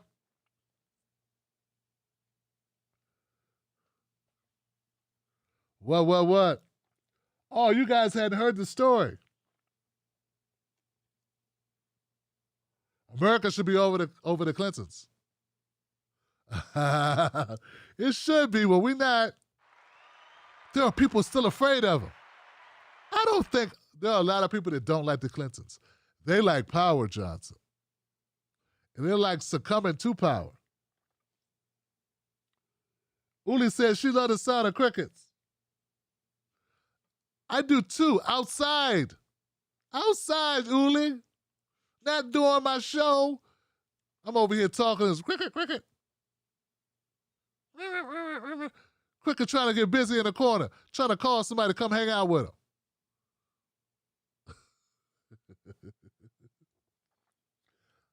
The comedian Clintons are setting up a political machine here in New York.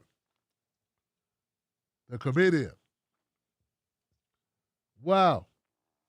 Yeah. D, what's up, D? D is on the line? Well, shit. See, he's got a 111 number. See, that's what make me not want to pick up, man. 111s don't go well for a brother. But 111, you're alive. What's your name? What's your comment? This your brother, Daywan Gray, who loves you, man. Daywan up in this mofo. What's up, You D? hear me? I hear you, man. Yeah, man, this is my first time calling in, Wolfpack. I ain't never even called in for the B1 family, but let me say this, man. I'm calling in to talk to the white folks. Look, this is the business. I'm a grandfather. I got 4 grandkids. I want better for them. Now, I don't have to fight for reparations. I bust my ass in college. I did my thing. And if I want to sit in Paris with some beautiful woman right now at 53, I can do that. But that's not the thing. Brothers like me and Tim, I'm 53. So if we get reparations, we're not going to enjoy it. This stuff is for our families. We're not here for ourselves. Now, to the white folks, I'm going to say this. Aren't you tired? Aren't you just tired of it now? We tired. We tired of carrying it. And don't you fear God at all and say, hey, man, you've done wrong by FBA in our names. We don't want our kids being enemies. You got to demand that. You got to say, hey, man, I've had enough. I'm talking to the racist white folks, not the white folks of the wolf pack. Come on back to the Tim Black channel. Stand with God. Be a man. Tell them that you're not going to let your sons wear dresses. Our sons, our daughters going to choose what they want to be. Stand up for reparations. Begin the healing of America. Take care of our people. Look at what they're doing. Look at them. I don't need to convince any of you. Nina could have got up in there yet. But what? She would have had the entire entourage against her. They destroy good people. We've seen it. We know it. Look at the Haitians on the border. Everybody know what that's about. It's indecent. And we're going to be punished for that if we do folks like that. What we did in Iraq was wrong. We lied to the Afghans and made them betray their own. They can't go back home. I say to the Afghans, I am an FBA black man. I never had a home. I say to the people over in Haiti, you leaving your land, you have a land. Stand there and fight for it. We don't have a choice but to fight for America with the good white folks. That's the truth of the matter. But right now, black people have had it so much. We're so sick of this Congress and this Senate and these liars coming up with all these gimmicks. We're not accepting it. If you ain't talking about reparations to us, then we ain't hearing it. And that's it. I love y'all. This your brother, Daywan Gray. I'm out. Daywan Gray up in here. Give it up for D, man. I appreciate that. I appreciate that phone call, man. Real talk, man. Damn. Well, man, hey, man, I love y'all, man. And that's how I feel, But the thing of it is, they driving people to that. And I'm sick of seeing that. I know a lot of white folks that suffer and selling stuff out their house, man. Believe. It's real talk. It's real talk. Give it that phone one more time, y'all. That's real talk, man. That's real talk. It's real talk. And that's a point of view, brother. That's what I'm saying, man. Like, you just expressed a point of view that I hadn't considered. And it's very relevant, man. I want you to know, D, that was, I'm so glad I kept talking tonight. I'm so glad you decided to call up. I'm so glad Sign of the Times alerted me to you being in the call-in. Because you just presented a point of view that I hadn't considered, brother. And I think it's a winning conversation. It's a winning point. Don't leave your children with this legacy hanging over their heads. Don't let your children and your grandchildren have to live with this, us pitted against each other in this way. Do your part to alleviate that, because it's unnecessary. It's not good for our futures. None of our futures. It's something that can be done about it. Right is right, wrong is wrong. And he's so right. This ain't about me. I'm not going to be here to enjoy this. This is for my kids and their kids. It's not about me, man.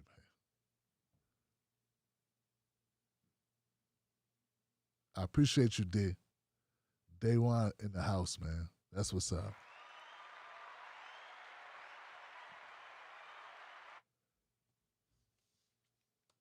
Let me go ahead and try this 512. 512, you're live. What's your name? What's your comment? Hello. Yeah, Sophia, what's up, sister? Okay, so I've got something to say, but I mean, it might be a little bit depressing. But as far as generational wealth goes and drugs, I think not that many people realize that a lot of times in schools now, you know, how people with generational wealth, they always get all this money for their birthday. They get money from their rich grandparents or their rich aunt or their rich cousin, you know? Like they get like that $1,000 for their birthday just from one parent, like if they're divorced. So they have all this money and they have enough money to buy enough drugs to sell it to the school. They're one of the main suppliers that get it. Is they use mom and dad's money that they get, and they literally go and they do something that hooks. They sell it to black children who are not on drugs, who are on the right path, and they sell it to them, and they get addicted because it's fun to hang out with black people. It's fun to hang out with black people by your side because you're so tough, you're so cool. But it's like just using black folks as accessories, and it's absolutely disgusting. I mean, they're bad influences. These rich white boys. And a lot of people don't understand that because a lot of them, they know where to get the good drugs. They get it from like Sweden or, you know, overseas and like from the Netherlands and shit like that. And that's where some black folks get it, you know? Like I'm not gonna lie, I kind of know the underbelly of life a little bit, but like the way they do, business is they basically use black folks as like they're the ones who move it. They're the ones who are at risk of, getting, shot all the time. That's who they put at risk. They don't put themselves at risk. When they have someone go rob, an op, they don't go. They don't risk their life. It's very gross how, I mean, because you always hear black kids get blamed all the time for drugs. You never hear about the white kids, and you never hear about the white kids getting the black kids hooked on drugs in the first place. It's really sad, and not actual gang life. It's like nowadays it's almost like friend group rivals. I mean, everyone's got guns. I've lost several friends to gun violence, and I mean, I think people really need to understand how deep white supremacy goes as far as just being completely destructive to the black community. It's like an endless cycle. I mean, you go to any sort of aspect of life even, and black folks have always been used. They've always been used. And I mean, just me as a mixed person, I feel used a lot. And because you don't really notice it for a long time. And I think this is why some Latinos and stuff are so conservative, is because they don't really notice. But in the end, you can see these people, they treat you diminutively. They'll act like they love you, they're a good friend or whatever. But at the end of the day, they all go with each other. They all know that they're on code with themselves. They always stay on code with themselves. And you're left thinking, what the fuck just happened? And so I guess, I think that, and just parents in general that are out there, they need to watch who their children are hanging out with, because it's really bad. I'm talking like, friends who had football scholarships and they threw their life away, just robbing people and shit like that. It was so sad. Wow. Well, Sophia, I So, want to yeah, I want to kinda thank you. wanted to. I thank you for the phone call, Sophia, and I really appreciate you calling up and hanging on the line here. I wasn't going to go out. I didn't know who was in the queue, and I kind of wanted to avoid like just trolling calls, and I just didn't have the energy for it. I'm so glad I went against that judgment because it obviously was wrong. What can I say? I get the distinct feeling that Sophia's got something on her heart tonight. You know what I'm saying? And that was a meaningful call. I appreciate you sharing that. And some of that you described is how I felt with some of these white progressives. Okay? That's how I felt. Like they were diminutive. Like they did not value me, and they were on code with one another. And I know there's brothers and sisters be like, Tim, of course they were, man. You should know that. You should have known that. Yeah, but see, I thought my goal was to get black people something for their vote. And I thought I needed to do that in order to help black people get something for their vote. But just having one guy trying to get that accomplished, they weren't going to help me get bigger. They weren't going to help me expand my message to reach more people. So what was I doing it for? I might as well go direct route and not have to put up with the microaggressions and all the other nonsense. Sophia's spot on with her analysis, guys. Real talk. That's spot on. I grew up in D.C., but I went to high school in Maryland, and I partied with some folks at Maryland University, and different parts of Maryland, different spots.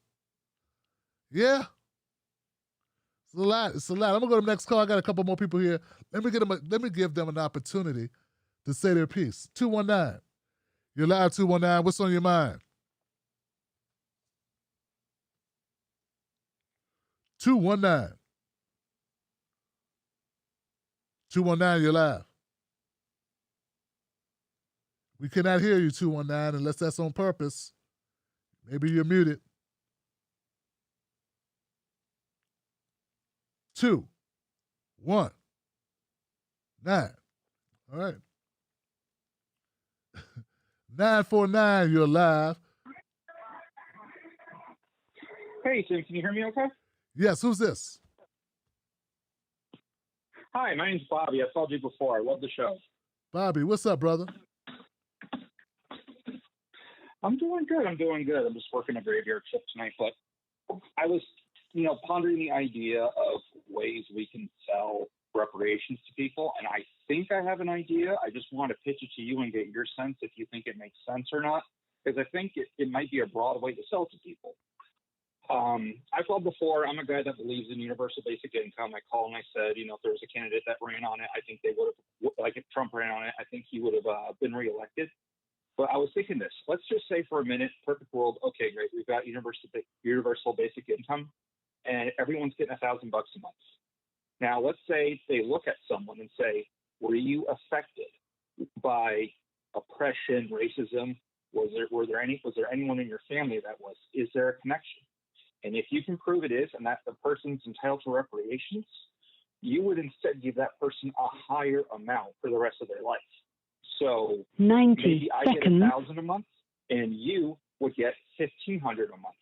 And the way we could sell it to conservatives is, hey, we understand you don't like the gang violence in Chicago, and you want black people to pull themselves up on the bootstraps.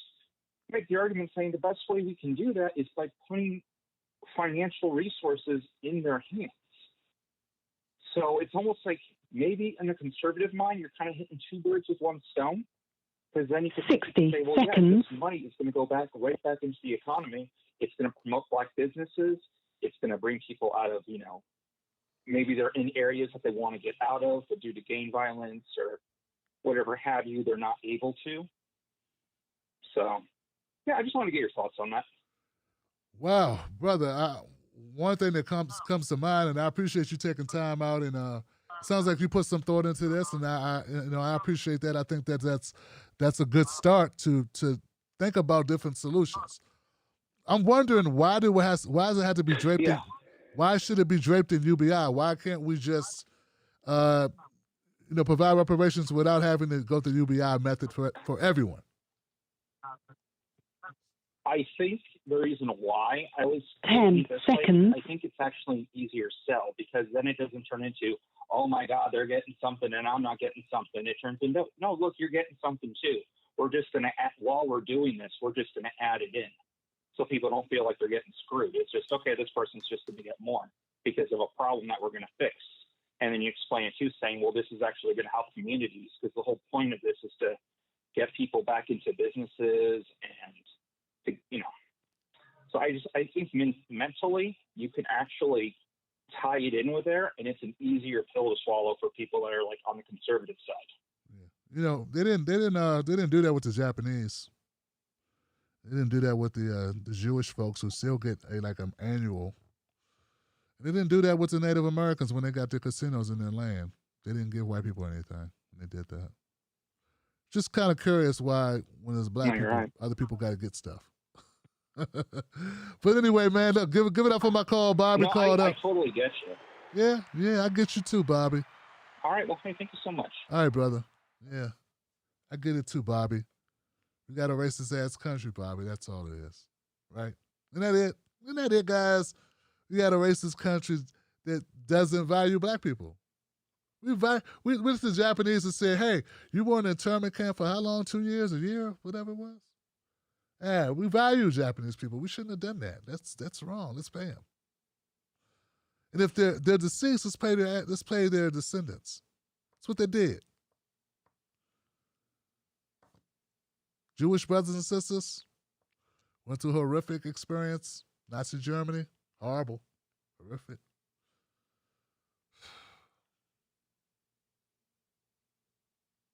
Native Americans, obviously. Slaughtered, stole their land. Sovereign, don't pay taxes.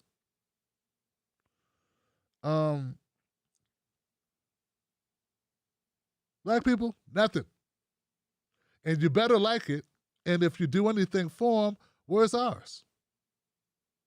Because we're just like black people. I mean, we're not just like them.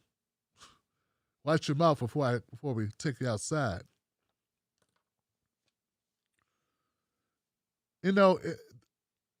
I like the fact that D pointed out.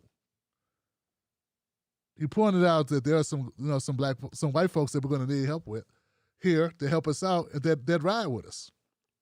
And it's something Sam was talking about in the conversation we had. Sam Khaleesi, the Khaleesi, right, from the Reset Race podcast. She was like, there are white people that caught a lot of hell standing with black people. They made it very uncomfortable. The racists made it very uncomfortable for white people to stand with black people. So that's not missed on me, Bobby. You know what I'm saying? They used to tar and feather white people that stood up for black people. Tar and feathered. Oh, you want to be like black people? You want to care about black people? Okay, we're going to treat you like black people. First, let's make you look like black people.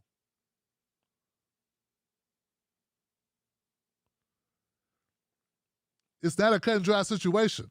I know when you hear a lot of people talk about race and the struggle and reparations and the black agenda and talk about these things, they don't talk about all these things.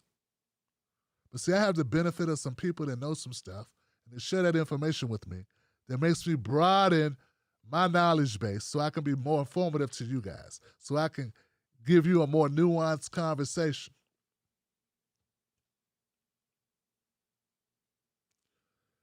There was a penalty.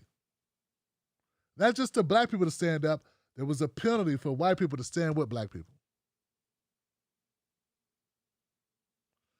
For this system to continue the way it has continued, they had to implement that. Because not everybody's a scumbag. Okay?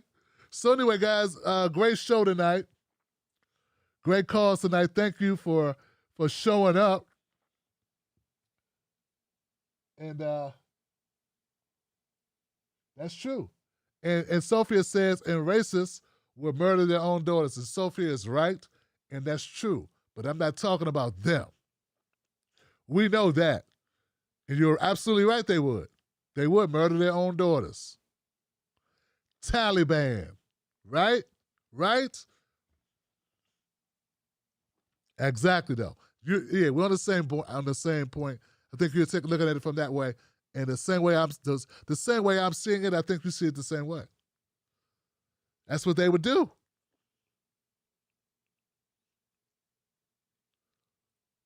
So anyway, what a night, guys! What a night! We look, guys. We accomplish something on this show every time we come out. Showing up and showing out, Wolfpack. Thank you for the support. I love you guys. Thank you. Become a member of the Tim Black Wolfpack. Starting at only $5 a month. Go to jointimblack.com. Jointimblack.com. Pick up some gear. I'm still rebuilding my website at timblacktv.com. It's a painstaking process. I got to put in and update pictures and text. But you can get to my store. We got some cool gear, guys. Sign of the times. Do you have what do they do to get the bracelets? They cut the check bracelets.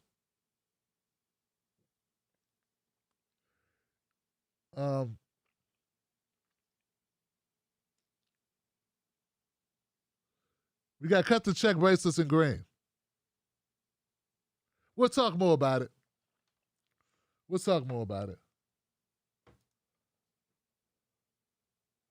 Oh, if you want to cut the check bracelet, email clientcare@timblacktv.com. Clientcare@timblacktv.com. That's it, guys. I'm done. Thank you for using Blog Talk Radio.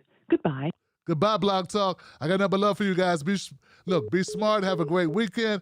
Don't forget, don't let nobody take your cornbread. That's what we used to say. And don't argue with somebody. Don't argue your point of view. Just sprinkle some facts on them, baby, and get out of there. I'm Tim Black, Real Tim Black on Facebook and Twitter, Tim Black and that on Instagram. Nothing but love for you, Wolfpack. We're all Johnsons. I see you next time. Remember, cut the check.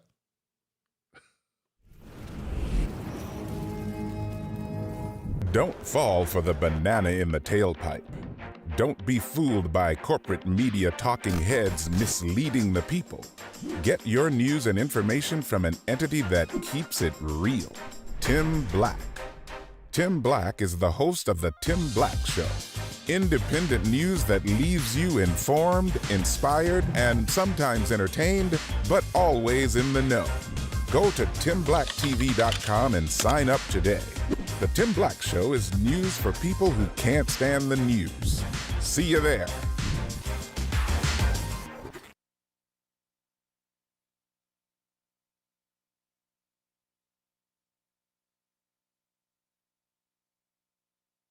Tim Black. Tim Black is the host of The Tim Black Show. Independent news that leaves you informed, inspired, and sometimes entertained, but always in the know. Go to timblacktv.com and sign up today. The Tim Black Show is news for people who can't stand the news. See you there.